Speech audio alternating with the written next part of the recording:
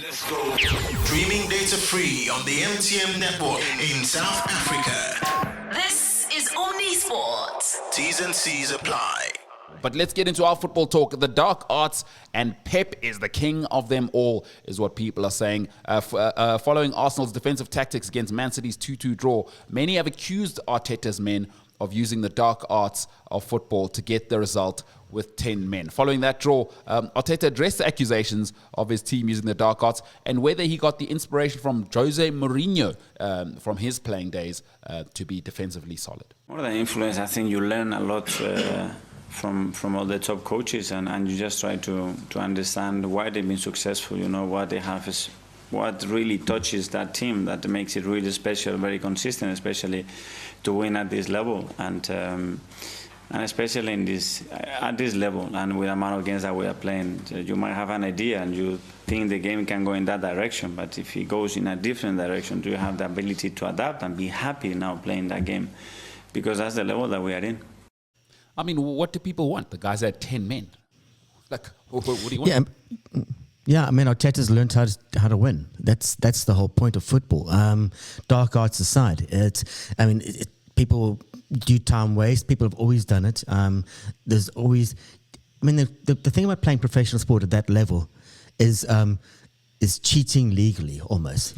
So you need to just you need to be able to be on the edge. Richie McCaw, the All Black flank. I mean, he cheated left, right, and centre, but he never got called. So I mean, that's a dark art. Dark arts are just winning. To your point, it's been said, in professional sport, if you aren't cheating, you aren't trying. So I think you're making a very, very good point. But to your point about Arteta just learning how to win, Arteta actually also said he's learned from the past in order to learn how to grind out those victories. It's opinions and that's it. But as I mentioned before, I think other things will be factors, but that's it. We learn from the past as well, because unfortunately we've been in that situation with them 3 times very recently. One, it was with Granit after 38 minutes it was, and we consider how many. So we better learn. If not, we'll be very thick. I will be very thick. Yeah, I mean, it would be thick to continually try and play your football and then lose 4-5-0 again, Oh, he did win 5-1 with a bunch of kids and Raheem Sterling last night. I love watching this kid, Ethan Nwaneri. Mm-hmm. He's 17 years old. It's his first full debut, scored twice. British born, plays for England under 19s, off Nigerian stocks. I'm sure our friends up in Lagos and Nigeria will be saying, come on, play for us. Come play for the Super Eagles. Yeah. Exactly, along with Iwobi. Well, did you see, I don't want to butcher his name, but did you see he got his first yellow card before he even made his Premier League debut against Man City for a bit of a bit of what the Brits call a bit of shithousery on the side there against Man City. I absolutely loved it. If he's got a bit of that, the fans will love him. They will love you, because that's the guy you want to be. You want to be the guy your own fans love, and opposition fans absolutely hate. Man City manager Pep Guardiola was asked if he had a problem with how Arsenal had played when they went out to 10 men in that epic 2-2 draw on the weekend. And break them in the way we have to do. It was Mikel, because after the time we text each other and the relation don't change absolutely anything. They decide to play in that way. It's more than perfect. I never justify. It's fine. I was not able to do it. They were brilliant. It's about us, how we can break them, and we did it really well in many things. So always that happened. So we are not here to say to the team, oh, you're going to play the way we want to play. Absolutely not. We play in that way. Lately, play a lot of team defensively. Inter was so deep, Arsenal so deep. For the reason 10 against 11, I admire them what they have done. I cannot do it. I'm not able to do with my team defend 5 central defend that way. Defend every single ball, block every single ball. What I'm saying, I said to Mikel, you did it amazingly. So it's not a problem. He's so condescending, old Pep Guardiola. Like, yeah. Like I couldn't do it with my players. I only play the artistic way. Like you can fill in the sort of gaps of what he's trying to say there. He can be so condescending, but when you're brilliant, you can be, I guess. Yeah, but he changes his tactics as well. There's times when the dark arts of Pep Guardiola are very evident. They will employ a low block, they will employ a high block, and they will park a bus. There's no difference. I mean, I see that he doesn't care about the Carabao Cup. He's going to play his second team. So there's a bit of arrogance there at the moment. Let's hope it turns around and bites him in the arse. I mean, there was no more disgusting team than his brilliant Barcelona team. The amount of diving they used to do was horrible. Horrible, but they were brilliant. That's what you do. And at the end, as you said earlier, all it's about is winning. You know who's also getting involved here in the conversation is my mate Big Ange.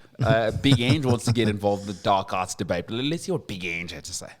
Look, I think it's all part of the game, and it's always existed. It's just, and I've never, look, I've said before, I don't believe in the dark arts. I don't know how to do it. It's just not in my makeup, but I've seen it be very effective, and a very effective tool. And my kind of thing has always been, well, if teams are going to go down that way, we've got to be even more disciplined to make sure we don't get distracted by that. And because, ultimately, I guess the role of every manager, every team is to try and, unsettle an opposition one way or another, and some do it by,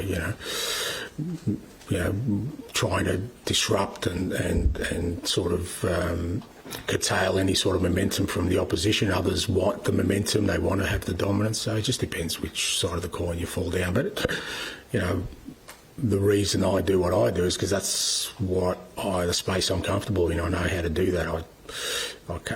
For me to sort of change my approach would mean me sort of delving into an area that I don't really, sort of have a lot of emphasis in the way I coach or the way I talk. Some Spurs fans might say, Big Ange, get into the dark arts because we've only got plan A of attack. Could we maybe have plan B where we are using a bit of skullduggery just to win the match? Yeah, and they're going to need it because they've drawn City in the fourth round of the Carabao Cup. So they're going to have to. I swear to God, the draw was made last night. It's come some quite nice matches. Brentford got an easy one against Sheffield Wednesday. Southampton are at home to Stoke City. Spurs at home to City. Wimbledon and Newcastle play Chelsea at home. Man United play the mighty Leicester City. Come on, Leicester. Come on, the Fox. Brighton are at home to Liverpool, and Preston North End at home to Arsenal, and Villa Palace. Some good games, some easy games. It's obviously an easy game for the mighty Leicester City, I think. The mighty Leicester City, who will beat Man United almost certainly after they drew to Twente last night. But let's hear from manager Erik ten Hag, because even though Spurs will be facing Man City, right? Man City will be without Rodri. It seems like, according to Pep, it's a long time. It seems like it'll be for the whole season. Man United manager Erik ten Hag was asked for his opinion regarding the schedule that is currently being rolled out for football. Too many games, it's clear. Too many competitions for the top players. They are overloaded, and this is not good for football. In the end of the day, it's maybe good for commercial, but there is a limit, and players getting injured. It's almost unavoidable that players getting injured because of the overload from so many games. Yeah, I mean, here's another guy saying it, right? We heard from Rodri last week. We've been hearing from we heard from Alisson 2 weeks ago. Now the players are really starting to get fed up. And what you don't want is to put it on the players, because ultimately what they want to do is they want to play. I don't know where you stand on this. I don't want an overwhelming number of games to watch. I don't want to have to turn on the TV and have a series of games every day, all day. I mean, it's like watching the Indian Premier League cricket. It's too much. You basically wait until the end of it. I want to see quality, and I want to see the best players play. And the best players can't play because they're playing too much. Then that is a problem. That is a problem. And Noussair Mazraoui was also asked about this, and he seems to agree with Kevin McCullum. That's a good question. I think if we really had the answer on this question, I think for sure a lot of players would be able to play up to 70 games. Realistically, what you see is that that's what I said, that like a big team who plays a lot of matches, they're not able to play this much of the games.